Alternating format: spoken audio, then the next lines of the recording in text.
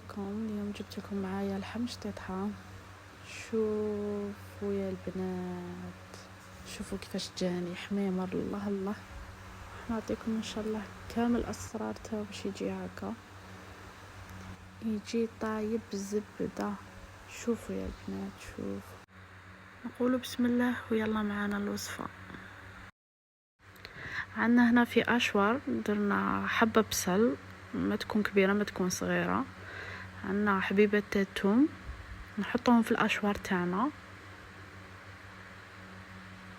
ونزيد ونديروا عليها شويه تاع الماء، نص كاس تاع الماء، ونطحنوا ونرجع لكم.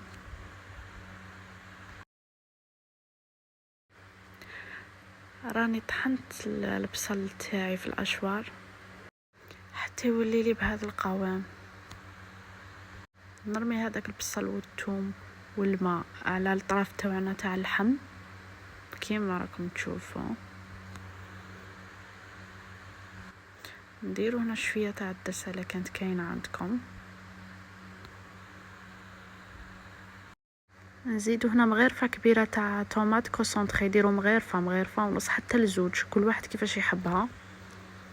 نزيدوا هنا العكري، مغرفه صغيره تاع العكري.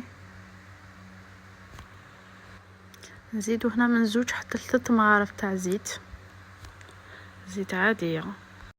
نزيدوا مغرفه صغيره معمره تاع سمن. نزيدوا حبه جامبو، نحب نخدم بالجامبو باش كيطلق البنه مليح. نزيدوا الرشه تاع الملح. نروحوا مباشره نشعلوا عليه، نقلوا هذاك اللحم تاعنا مليح. من بعد ما خليته واحد 4 ساعه يتقلى، شوفوا لي كيفاش يولي. نروحوا مباشره نمرقوه. نديروا الكاس الاول تاع الماء، نزيدوا له الكاس الزاوج تاع الماء، نزيدوه كامل. من بعد ما مرقناه نغرقوا لا كوكوط ديالنا. هاني فتحت هنا لا كوكوط، شوفوا كيفاش يتعسل، شوفوا لي اللحم كيفاش طابلي. من بعد 40 مينوت هكاك. شوفوا يا البنات، شوفوا لي.